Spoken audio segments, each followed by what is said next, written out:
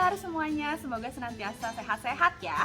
Kembali lagi nih di acara Cinta Ramadan episode 4. Episode hari ini akan ditemani oleh Ibu Tania yang akan menemani ngabuburit kalian hari ini. Ya, acara hari ini akan ditemani oleh ibu-ibu yang hebat. Yang pertama ada tausiah dari Bu Ella. Yang kedua ada qasidah yang akan ditampilkan oleh ibu-ibu Cisitu. Yang ketiga ada quotes dari Bu Tati. Lalu yang keempat ada tips Ramadan. Yang kelima ada kisah teladan oleh Bu Devi yang akan menceritakan mengenai harta terpendam di ladang. Oleh karena itu kita mulai aja ya. Yang akan dimulai oleh Bu Ella.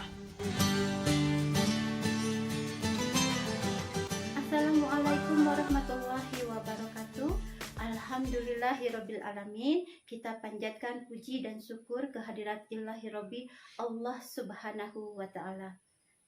Salawat dan salam kita curah limpahkan kepada Nabi Muhammad sallallahu alaihi wasallam. Anak-anak semuanya apa kabar? Semoga kalian dalam keadaan sehat ya, dan tentu saja tetap semangat di dalam menjalankan puasa ini. Anak-anak, salah satu ibadah yang utama di bulan Ramadan adalah bersedekah. Agama Islam menganjurkan kepada umatnya untuk memperbanyak bersedekah. Sedekah adalah salah satu ibadah yang dicintai oleh Allah. Anak-anak tahu bersedekah itu tidak hanya dengan harta, tapi juga dapat dengan perbuatan. Ya, anak-anak, bersedekah itu tidak dengan harta saja, tapi juga dalam bentuk perbuatan. Seperti apa perbuatannya? Contoh, ketika kita melihat duri atau melihat paku di jalanan, kita ambil paku tersebut, kita simpan di tempat sampah. Atau bisa juga kita berbagi ilmu pengetahuan. Misalnya anak-anak memiliki keterampilan membuat layang-layang. Ketika ada teman kita datang dan ingin tahu bagaimana cara membuat layang-layang, maka ajarilah. Nah, itu contoh bentuk perbuatan berbagi ilmu. Ada lagi bersedekah dengan perbuatan yang mudah untuk dilakukan oleh semua orang. Nah, apa itu? Tersenyum. Senyuman yang manis akan menyebabkan orang menyukai dirimu. Nah, anak-anak yang ibu sayangi, di antara sedekah ini tentu saja memiliki keutamaan. Apa saja keutamaan bersedekah? Yang pertama, dapat menghapus dosa. Nabi Muhammad SAW bersabda, sedekah itu dapat menghapuskan dosa, seumpama air dapat memadamkan api. Apakah dengan bersedekah dosa kita bisa langsung terhapus? Tentu saja tidak. Jika kita berbuat kesalahan atau berbuat dosa, kita harus menyesali perbuatan tersebut dan tidak mengulanginya. Atau dengan kata lain, kita bertobat. Kemudian memperbanyak semua perbuatan yang baik. Nah, keutamaan yang kedua dari bersedekah itu akan mendapatkan pahala yang berlimpah. Seperti firman Allah, yang artinya sesungguhnya orang-orang yang bersedekah, baik laki-laki maupun perempuan, dan meminjamkan kepada Allah pinjaman yang baik, niscaya akan dilipat gandakan ganjarannya kepada mereka, dan baginya pahala yang sangat banyak.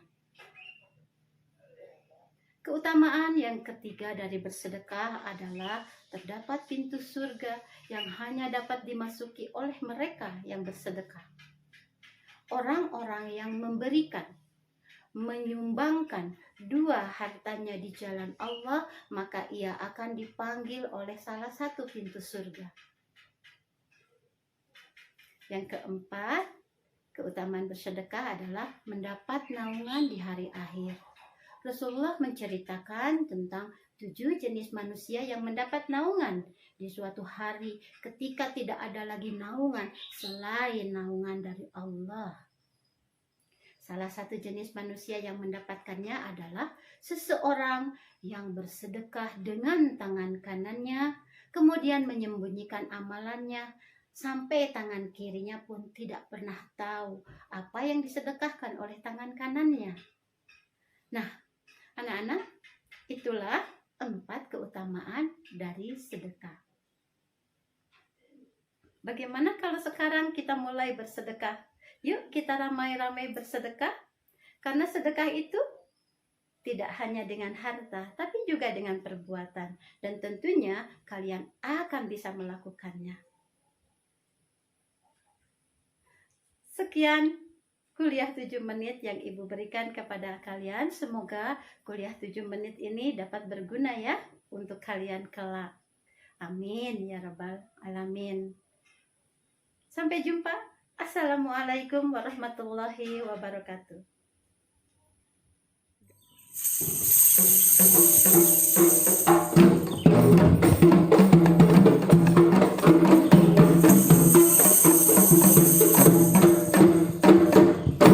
Assalamualaikum warahmatullahi wabarakatuh. Waalaikumsalam warahmatullahi wabarakatuh.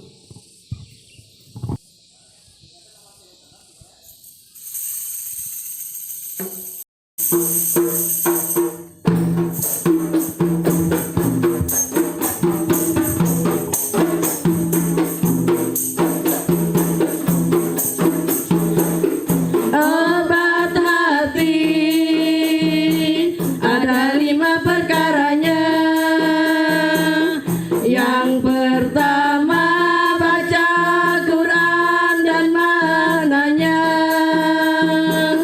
Yang kedua sholat malam dirikanlah.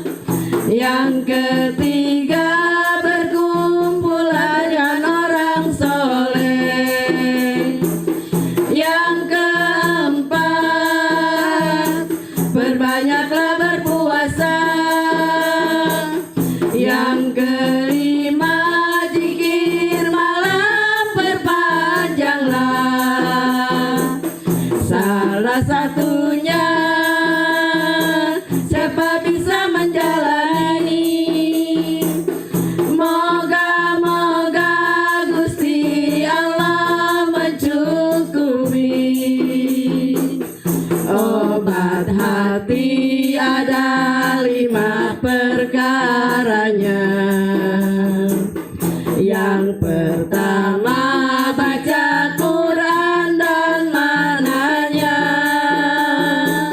Yang kedua salat malam dirikanlah.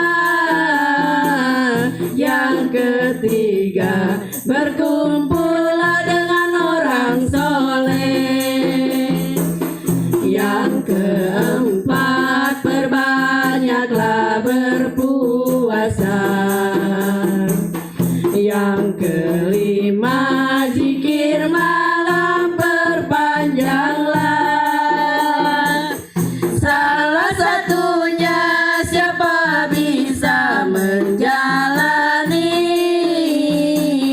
Moga-moga Allah Ta'ala mencukupi. Moga-moga Allah Ta'ala mencukupi.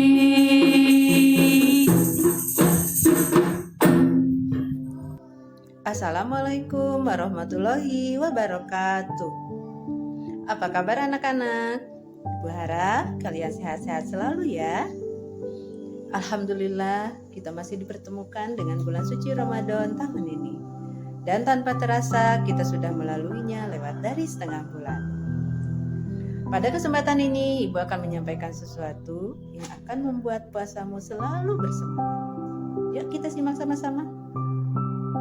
Pada salah satu sabdanya yang diriwayatkan Bukhari, Nabi Muhammad SAW bersabda yang artinya, puasa itu adalah perisai. Dia akan melindungimu dari api neraka dan mencegahmu dari dosa. Itulah salah satu keutamaan dari badan puasa.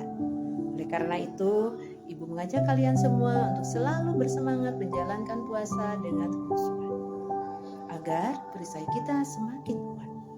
Itulah yang bisa Ibu sampaikan pada kesempatan ini. Semoga bermanfaat. sehat selalu, semangat selalu menjalankan ibadah puasanya. Wassalamualaikum warahmatullahi wabarakatuh.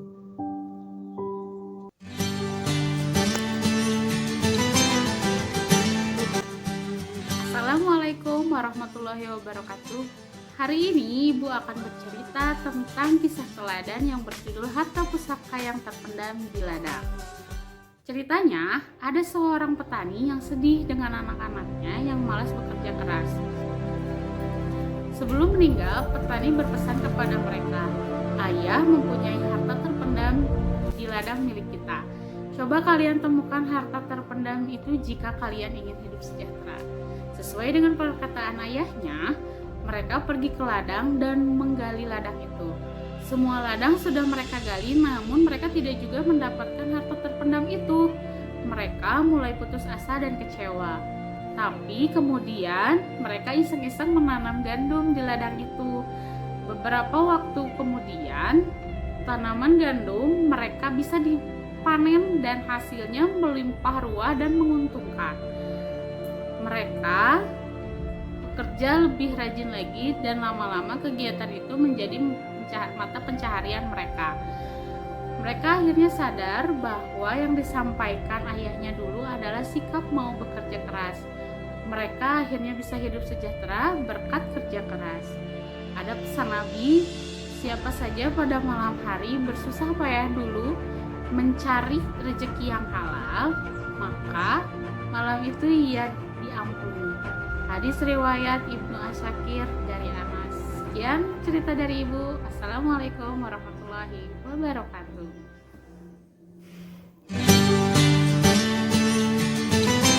Assalamualaikum warahmatullahi wabarakatuh. Selamat pagi anak-anak hebat. Gimana kabarnya hari ini? Semoga hari ini kalian sehat semuanya. Alhamdulillah pada hari ini Ibu bisa jumpa lagi dengan kalian dalam acara Cinta Ramadan sesi kedua. Anak-anak hebat, pada kesempatan ini Ibu akan mempraktekkan membuat kue bola-bola coklat. Di mana bola-bola coklat ini nanti bisa untuk berbuka puasa dan rasanya enak sekali. Nah, Ibu udah mempersiapkan bahan-bahan yang akan dibuat untuk kue bola-bola coklat. Bahan-bahan ini mudah didapat dan murah harganya. Nah, di sini Ibu menggunakan ada kue mari, boleh mari tunggal, boleh mari regal. Nah, yang kedua di sini Ibu juga ada meses. Ditambah yang ketiga juga Ibu ada susu kental manis coklat.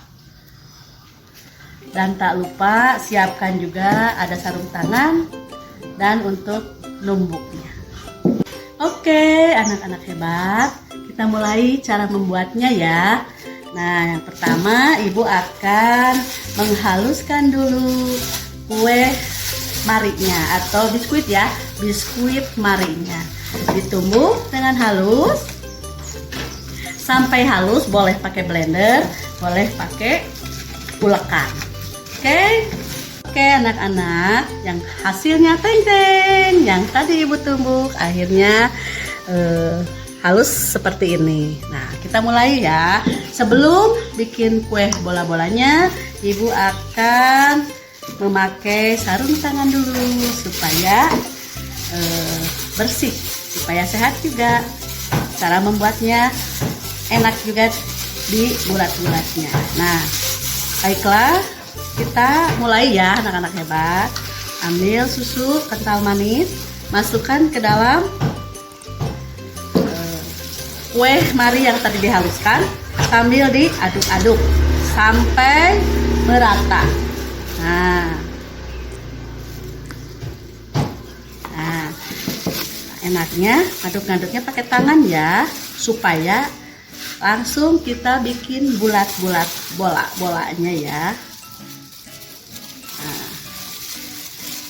Nah, enak banget nih untuk nanti buka puasanya ya.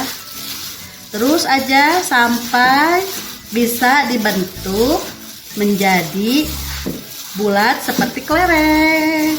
Nah, kenapa dinamakan bola? Yo, kenapa dinamakan kue bola-bola? Yo, siapa yang tahu? Karena bentuknya bulat ya, seperti bola. Nah, kalau bahannya sudah menyatu dan sudah bisa dibentuk, kita ambil sedikit-sedikit. Boleh mau besar, boleh ibu ngambilnya sedikit-sedikit ya. Nah, langsung dibikin lingkaran bulat-bulat seperti kelereng. Kalau sudah jadi, nah bentuknya seperti ini. Kalau udah beres, masukkan ke dalam meses yang tadi ibu perlihatkan. Nah, langsung ditaburi, dicampurkan dengan meses tadi. Nah, satu ya, kita bikin lagi.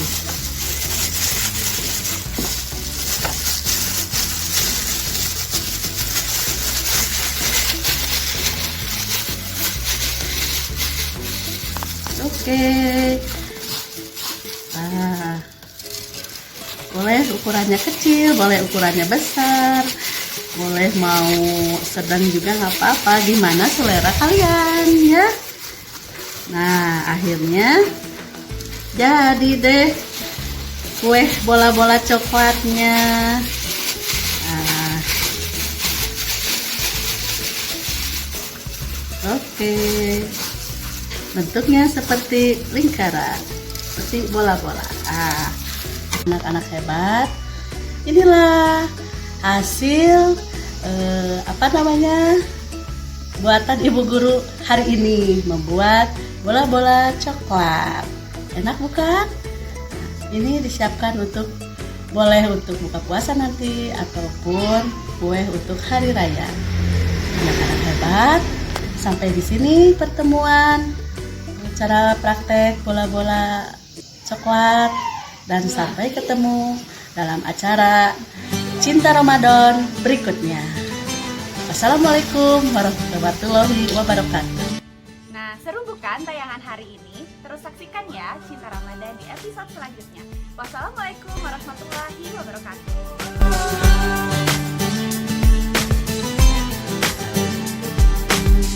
Give me your hand, I will